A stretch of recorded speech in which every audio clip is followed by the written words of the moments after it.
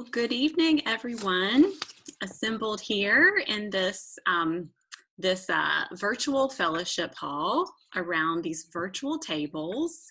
We have a wonderful group here this evening, and we're back from a Thanksgiving break, ready to consider Advent and ready to move towards Christmas through these weeks of Advent. And for our first Advent Faith Formation program, we have Chris Norman and Ted Philpott. They are two of the ministers on staff at Knollwood. I'll introduce them in just a moment.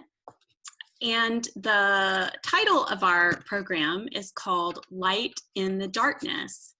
And light in the darkness just simply comes from a traditional Advent theme of the light shines in the darkness, and the darkness did not overcome it. At Advent, we raise our candles and candlelight service as a symbol of light. Jesus said in John, "I am the light of the world," and so we take him for his word, and we think of Jesus as a presence that illuminates, brightens, and warms, and we associate Jesus and indeed God with the light, and we see Jesus as the light of the world.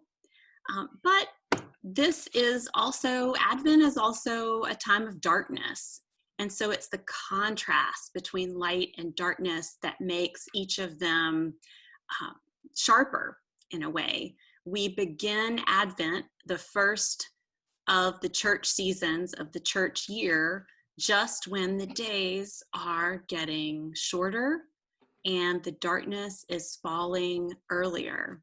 So we've come through summertime and early fall, and it's when we start to come into the winter time, when it's colder and it's good and dark by about 5:30. That's when we enter into Advent. And that's when we begin to decorate for Christmas, and we put lights on our trees, we put lights outside of our homes, and like I said, we engage in candlelight services. The light becomes more important because we have more experience of the darkness just in our physical world.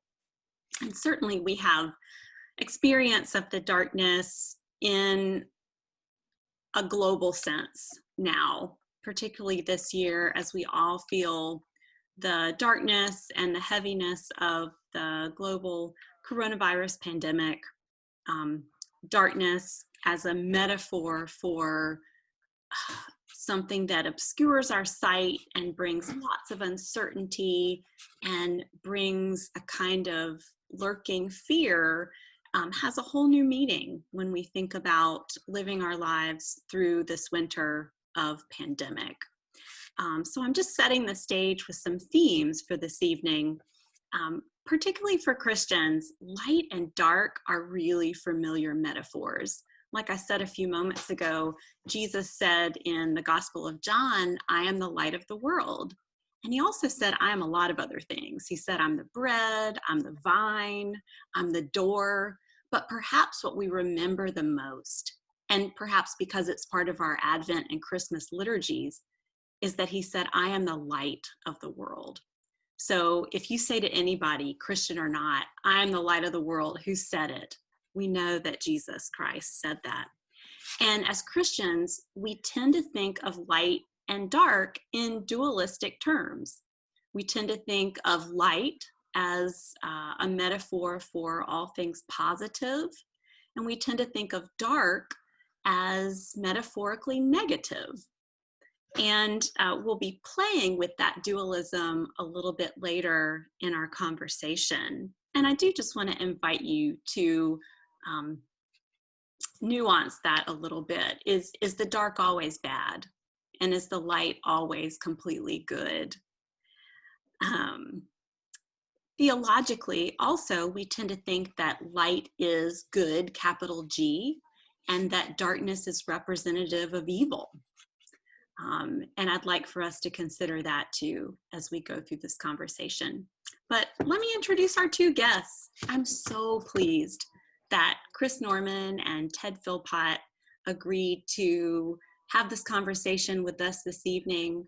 After we talk with Chris and Ted, then I'll open it up for questions and we can have a large group discussion about these themes and kind of go off what Ted and Chris have responded with.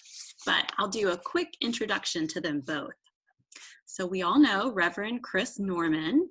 She's married to Fred, who is also on the call. They have 2 grown children, Casey, a daughter, and a son, Russell. Chris is Knollwood's minister to senior adults, and she has been the director of the Knollwood Preschool since 1997. Chris loves reading, spending time with her family, and watching and attending sports events. And if you've ever been to a women's retreat with Chris, you know, because the women's retreat always happens right in the middle of March Madness, you know that she is a devoted Duke football, basketball, men's and women's basketball fan. She also loves cats, especially her cat, Yosef. When time allows, she likes to meditate by the ocean.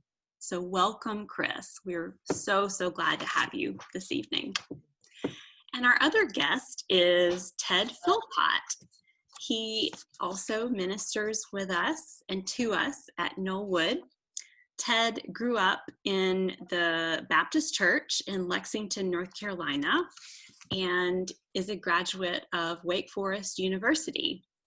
After he graduated, he worked in sales at the United Furniture Company in Lexington.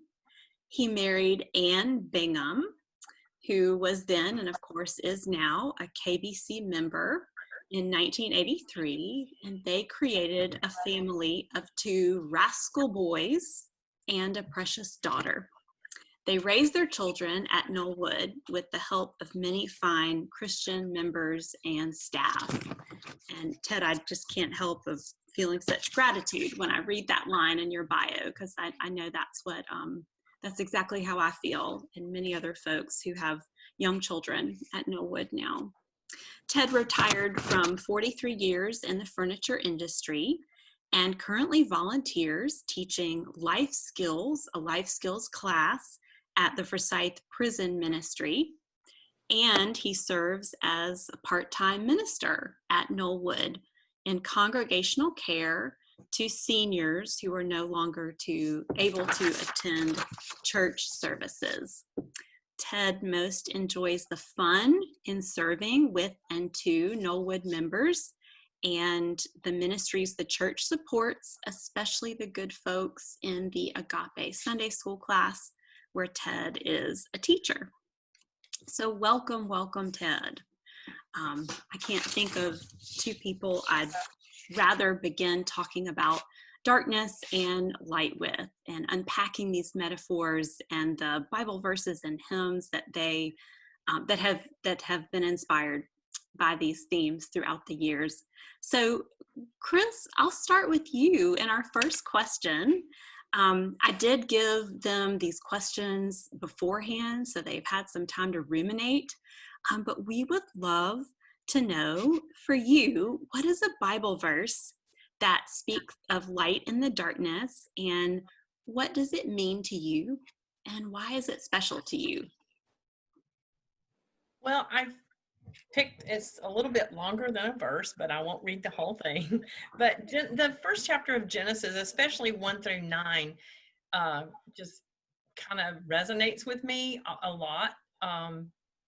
And especially the first few verses where it says God created the heavens and the earth. The earth was formless, void, and darkness covered the face of the deep, while a wind from God swept over the face of the waters. And then God said, "Let there be light." And there was light, and God saw that light was good and separated the light from the darkness. And God called the light day, and the darkness he called night. And there was evening and there was morning the first day. And the reason that means so much to me is because, as you said in my bio, I love to go to the beach and meditate. And one of the my favorite things to do is to get up early and to go out on the beach to watch the sunrise. And there is just something that happens when you see that complete darkness. Then all of a sudden to see the light, it's like it's begging to rise. The sun is begging to rise up out of that darkness and out of the water. And then it's just like that darkness is lifted and this light emerges. That's been my experience when I see that. And this is a special moment for me because it's like I see God's creation once again. I see that first day being created. And you, in your sermon last Sunday, alluded to Advent is our new year. And so I feel like that that when I see that, it's a new beginning for me for that day. Mm-hmm. And one of the things that I try to do is read a devotion. And one of my favorite comes from explorefaith.org. And this is the devotion that I just love, and it kind of fits with that scripture passage. When I read it, I think about this, and it kind of goes with what you were talking about, that darkness is not always negative. As the sun slowly rises, the thick, heavy drape of darkness is lifted and the light emerges. As for the first time, nascent and fresh, no harshness to the transition, no favoring one over the other. No sense of competition. It's a silent and balanced movement. And you consider that balanced movement, you visualize the same drape of darkness being lifted from your soul, and you feel yourself being bathed in light. Just as nature provides a steady and dependable rhythm to the day, you know that a similar rhythm is being lived out in your soul. Ask yourself each morning, am I willing to wake up to the presence of God in my soul as if for the first time? To me, that just hits me when I read that, and it reminds me of God's light and the balance of the darkness and the light. Wow, that's beautiful. Waking up each morning and awakening to the presence of God in your soul as if it's new, just like the sun comes up every morning. Yes. Oh, that's lovely. Thank you for sharing that. Ted, I would ask the same question of you. Do you have a favorite Bible verse that speaks of darkness and light? And what does it mean to you? Well, I'm going to quote from Isaiah, the verse, chapter 60, verse 1. But before I do that, let me tell you why it's special. Back in 1981, my mother was diagnosed with cancer, and my mother was a saint. For 2 years, she dealt with the cancer, and I realized after she died on November the 18th, 1983, 2 years later, I went in her bedroom and I noticed a book that was on her nightstand that she would read every day. The book is called God Calling. Some of you know about the book Jesus Calling, but this is God Calling, which came out a long time before Jesus Calling. I picked up the book and I noticed how she'd read in it and marked in it. And I've read it ever since. So that's 37 years I've been reading. It's a daily devotional. On the day she died, on November the 18th, the scripture was Isaiah 61, and let me read it. Arise, shine, for the light is come for all to see. For the glory of the Lord rises to shine on you. And obviously that day is important to me, and the scripture's been important to me. And as I reflected when you asked me to be interviewed, I went back and thought about how timely it is for this season. Once again, talking about the light and Christmas and Christ coming into the world, the light into the darkness. Obviously, that was a dark time for me, but it birthed that book that's been so much a part of me for the last 37 years, which is light to me. You know, it guides me in the morning. We're going through a lot of challenging times right now, but reading this book helps orient me and gives me a lot of encouragement. It's positive in a negative world, and I just consider that an example of the light that's come out of the darkness of a tough time in my life. Thank you, Ted. Thank you. And that book is called God Calling. Yes. It's an old book. Dodd, Mead and Company were the publishers, and it was actually two anonymous nuns that a gentleman wrote. They would not allow him to give their name to assign to the book. They wanted to remain anonymous. It's called Two Listeners, is what they wanted to be referred to. Wow. So two nuns who wanted to remain anonymous wrote it. Yeah. Wow. Do you know how your mom may have come by that book? How did she come to that? No, I don't. I really don't. Mm-hmm. Yeah. But it's, it's just, what a gift it was for me to find it and to start reading it and to benefit from it daily. Yeah. Thank you very much for sharing that. Yeah. Well, I will go to Chris again and ask about hymns. Which hymn, or do you have a favorite hymn that describes God's light or has the theme of light and darkness? And which lines or phrases mean the most to you? I thought long and hard about this one, but the one that just finally hit me last Sunday when I was watching the service was "O Come, Emmanuel." The line that got me was, "O come, thou dayspring, come and cheer our spirits by thine advent here, and drive away the shades of night, and pierce the clouds and bring us light."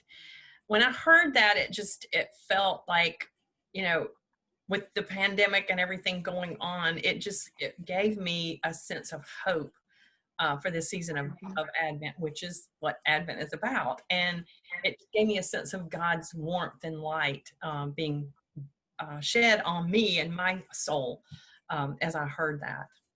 Mm-hmm. Yeah. Well, I think I'm just going to go kind of straight to the next question with you, and then we'll come back to Ted and ask about his favorite hymn and his experience of light in the darkness. But the third question is just keeping in mind that, as we've all said, this year really has been full of challenges. And we've seen all the jokes and all the memes about 2020 and, how we can't wait for it to be over. I mean, it's been challenging for all of us, and we've shared a common struggle. I wonder, in what ways have you in your life experienced light in the darkness of the challenges of this year?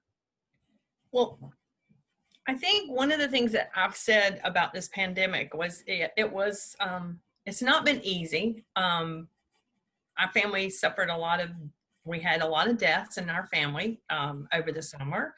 But then out of that darkness, one of the lights that happened was our daughter was able to spend, most of the summer with us.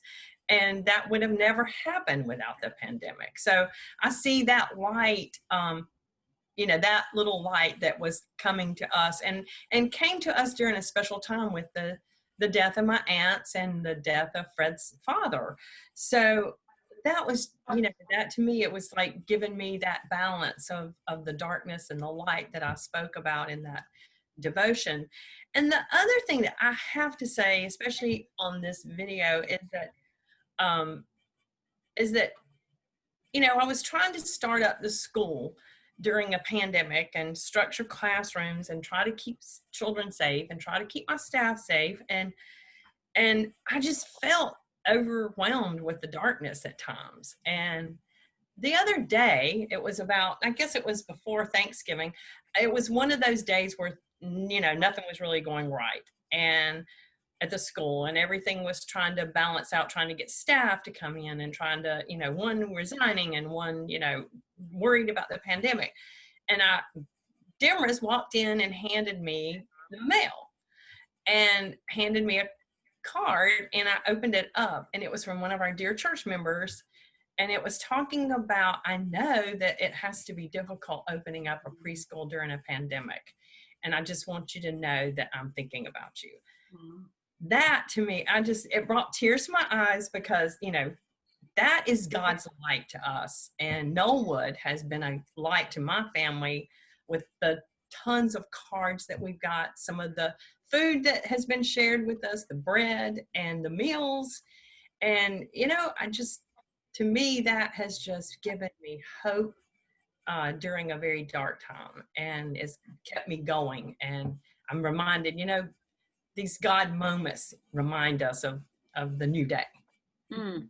So. That's so powerful. So God's light shone for you in that congregation member's letter, and just them reaching out and supporting you, and you remembering that you weren't alone in all the challenges. Yeah. We have a wonderful congregation. I think that's one of the realizations you remind, you got a good congregation at Knollwood, but then you really know it when something like this happens. Mm-hmm. Yes, you know it when times are tough and you feel those reaching out to you. You feel those caring hands reaching out. Mm-hmm. Yeah. They know how to show up for us. Mm-hmm. Yeah. Thank you for sharing that. Ted, I wonder about a favorite hymn for you that speaks to the themes of light and darkness, and which lines or phrases mean the most to you. Well, Catherine, I want to thank you, because you phrased it, or you wrote a favorite hymn or song. Mm-hmm. So songs work too. I hope Rosanna is not listening to this or watching it, because I chose a song, and the song, knowing when I grew up, like Bill Leathers, there's a lot of us a little old watching this. It's a song Debbie Boone sang years ago, You Light Up My Life. The phrase that means the most to me, of course, is you give me hope to carry on. You light up my days, and you fill my nights with song. Another dark time in my life, what I thought was my future got interrupted, and it just kind of threw everything out the window, and I really wasn't sure what the next day was going to bring. And so that unknown future was a little bit scary. But, because of my good Baptist upbringing and hymns that I could remember,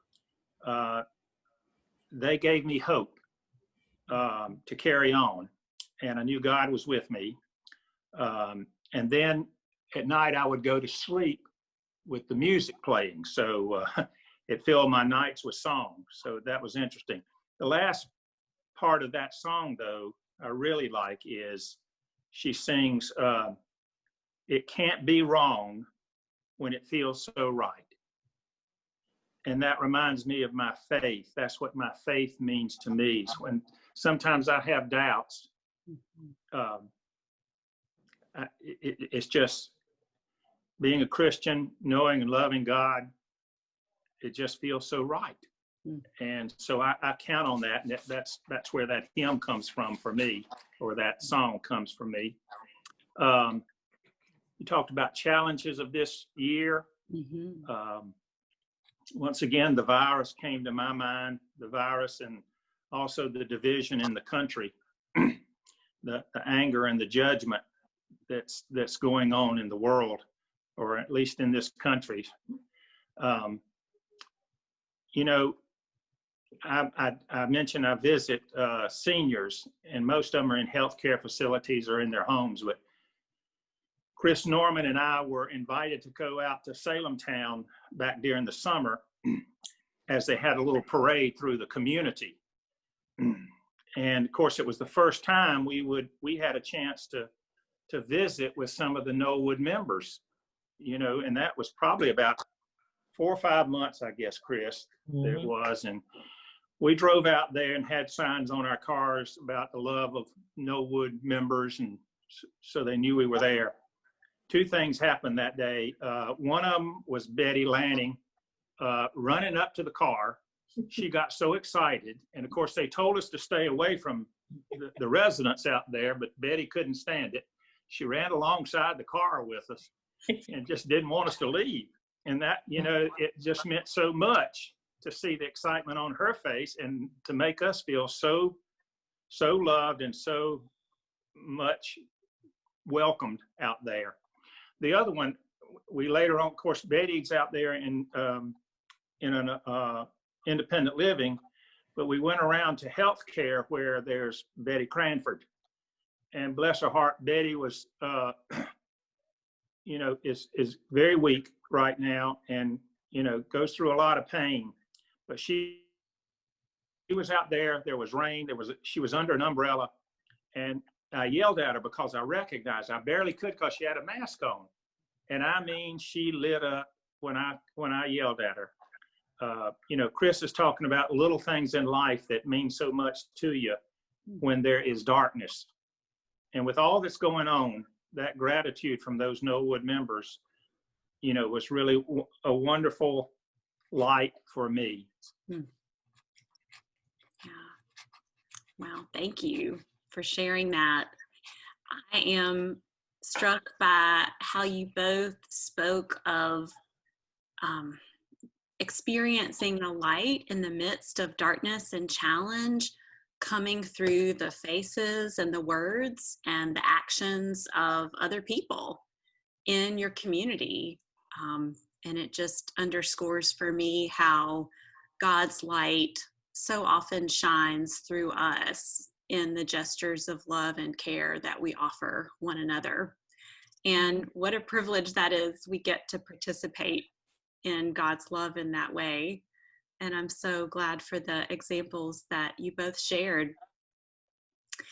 Well, I told him there were only going to be 3 questions, but, you know, we have to have a little bonus question here at the end. I did prep them just a bit at the very beginning, but just to put a little spin on light and darkness, some of you may be familiar with Barbara Brown Taylor's book, Learning to Walk in the Dark. And there's a quote from that book where Barbara Brown Taylor, as I said earlier to Chris and Ted, it's as if she feels that darkness in Christian theology has just gotten a raw deal, that the dark has gotten an undeservedly bad reputation, always the naughty one. And she tries to like put her arm around darkness and the experiences of darkness that we all have, and say to us that sometimes it is in the darkness that we meet God, and sometimes it is in the darkness where God's wisdom and God's love can be felt the strongest. So a quote from her book goes like this: "I have learned things in the dark that I could never have learned in the light. Things that have saved my life over and over again, so that there is really only one logical conclusion. I need darkness as much as I need light." And I wondered from Chris and Ted, and then I'll be wondering this from all of you as well, if you have experiences of learning as much from darkness as from light, or if that idea of needing darkness as much as you need light resonates with you at all.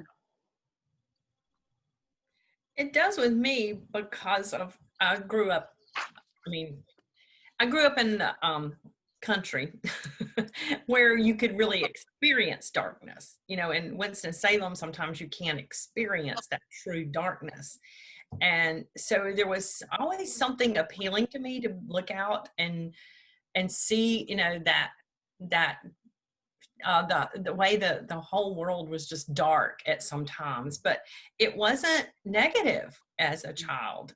It just felt, it was just different than the light of the morning or the day. And so I feel like that devotion that I was reading about, finding that balance, and you do find that, and I have found from my life that it is in those times of the darkest moments, as Ted said too, that we will call on God for comfort that we would not have done if it had, everything been going great.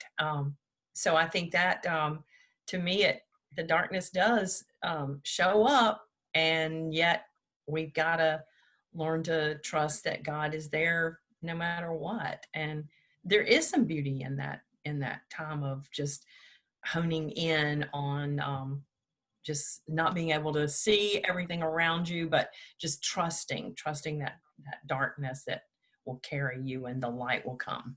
Mm. Yeah. Wow. Trusting the darkness. Yeah. Thank you.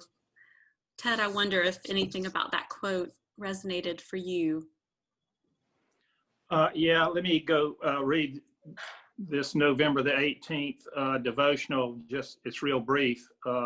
Remember the scripture was, "Arise, shine, for the light is come, and the glory of the Lord is risen upon thee."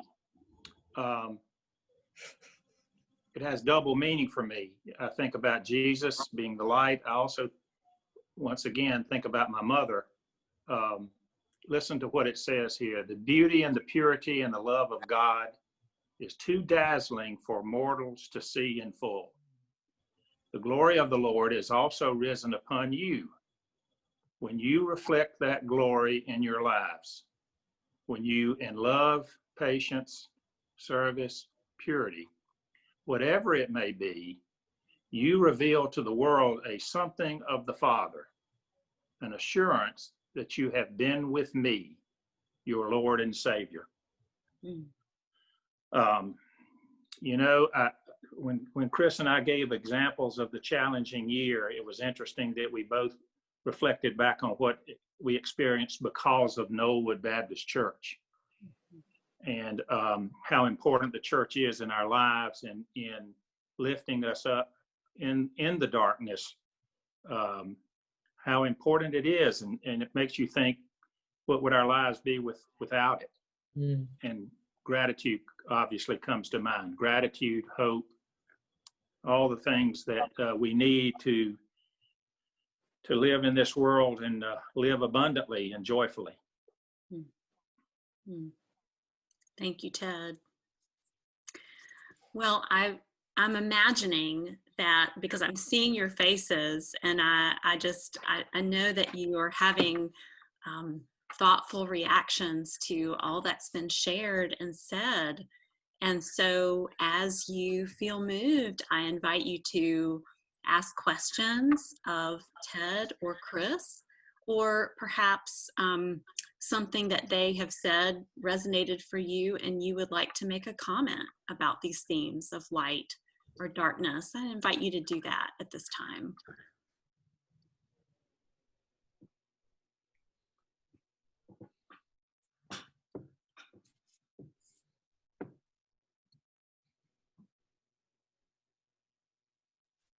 Did we put them to sleep? We may have.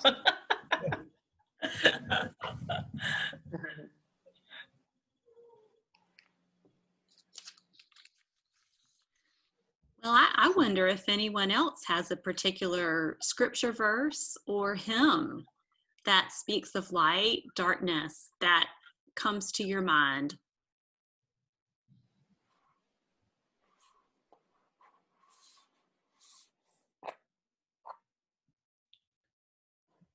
Some of you know that I play trumpet and brass in the Knollwood Brass, but I also play with the Moravian band a lot. And they have a chorale that is called Creation. And I learned about it when we started playing it one time. My mother was Moravian, and she made sure that we learned a lot of the Moravian customs. Growing up, I grew up Baptist, but she made sure that I knew the Moravian customs. And in that chorale, it talks about a young life being born, and then it goes through life. And the different, it starts out very soft and very, very light. And then it gets very heavy as time goes on. And then it gets real loud and real dark when death comes. And then it gets real light and bright as it concludes. And so I thought about that chorale when y'all were talking about that. Yeah. Thank you, Fred.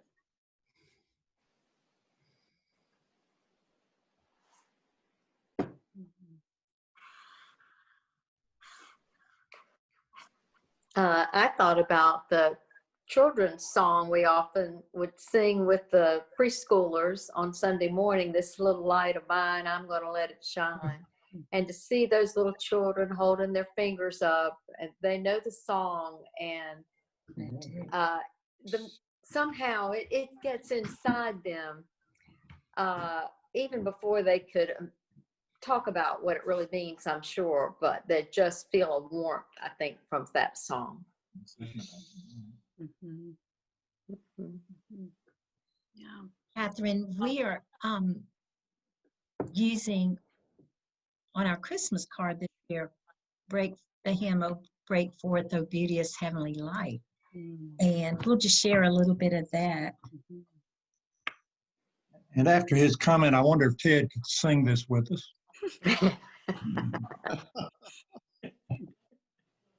I'll start the first verse. "Break forth, O beauteous heavenly light, and usher in the morning. You shepherds shrink not with affright, but hear the angel's warning. This child now weak in infancy, our confidence and joy shall be. The power of Satan breaking, our peace eternal making." We're talking about the night. This is the second verse. "This night of wonder, night of joy, was born the Christ, our brother.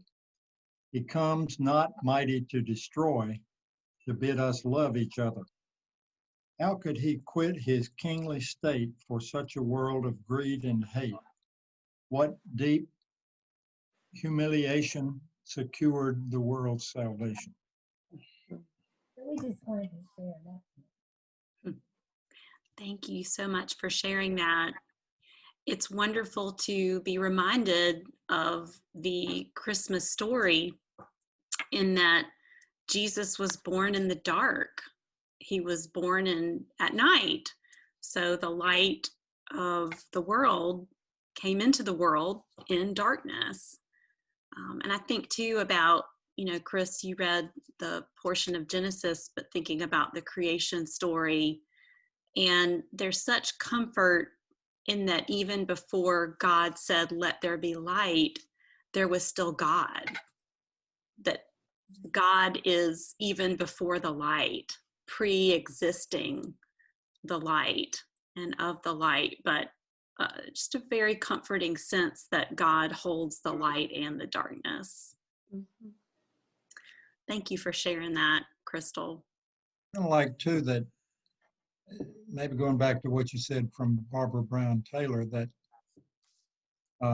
biblically so much light comes out of darkness. The Exodus comes out of slavery. Resurrection comes out of crucifixion. In some sense, our joy of salvation comes from confronting our sinfulness, and which is darkness.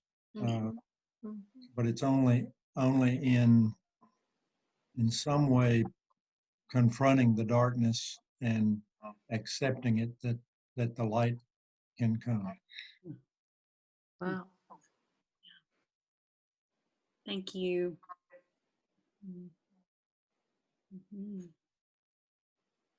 Several weeks ago, one of the players in our tennis group died, and he died pretty quickly. And there had been some tension, political tension, because of the election coming up, and some were on one side, some were on the other side. But the death of this person, we decided we would have a wake and then play tennis together. And on both sides, those who were for the president and those who were the vice president coming up, we drew together because of the death. And it was, he died so quickly, and he was so dear to all of us, that we gathered together and had a time of silence. And someone brought some Crown Royal whiskey as a toast, which is an unusual toast for someone who has just died, but there was a lot of laughter, and there were pictures taken.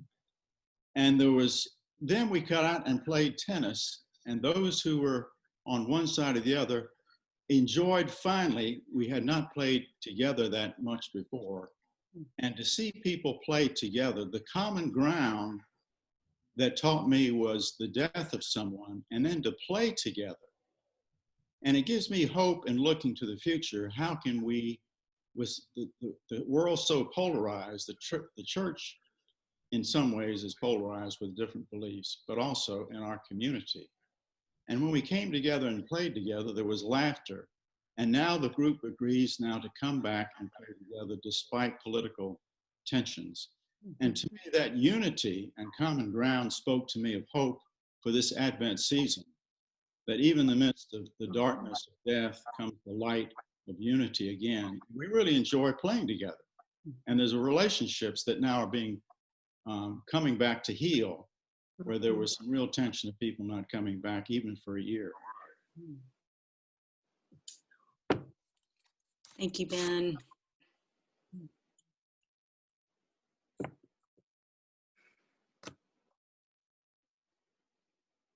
Well, we have time for one or two questions or comments. If anybody would like to have the last question or the last word.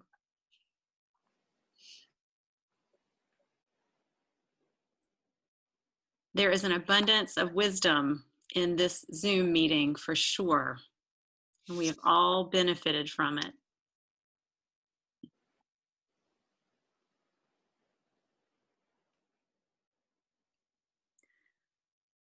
Well, it's certainly been deepening and enriching for me. It's been such a delight to hear from Chris and Ted. I really just wanted to sit down and have this conversation with them. And I guess I didn't need a Wednesday night program to do it. But now it's just become a way that we can all share in this conversation. Advent is such a special season that is often, well, I'll just say it's often, in my mind, one of the most challenging seasons of the church year to intentionally observe, because there's so much going on. And it's almost impossible in our culture to sit quietly within Advent and really wait for Christmas, because Christmas culturally is constantly nipping at our heels, wanting our attention. So in a way, I'm grateful for the quiet that pandemic restrictions have brought this season. And I'm grateful for the opportunity to just reflect with all of you on some of these meanings of light and dark in Advent, and just to explore the mystery, because it will always be a mystery that we're after, of what waiting for the light of the world to come means. I just want to say a warm thanks to Chris and to Ted for offering their time and their thoughts and their reflections, and also just sharing of their lives and of their experiences. And I thank you all, yes, and I thank you all for coming this evening. And we will see you back here next week with part 2, which will be the same questions with a different bonus question for Lindley Curtis and Misty Nichols. We'll get a different spin on these experiences and reflections. So I hope to see you again then. Take care, everyone, and good night. Thank you, Karen. Thank you so much.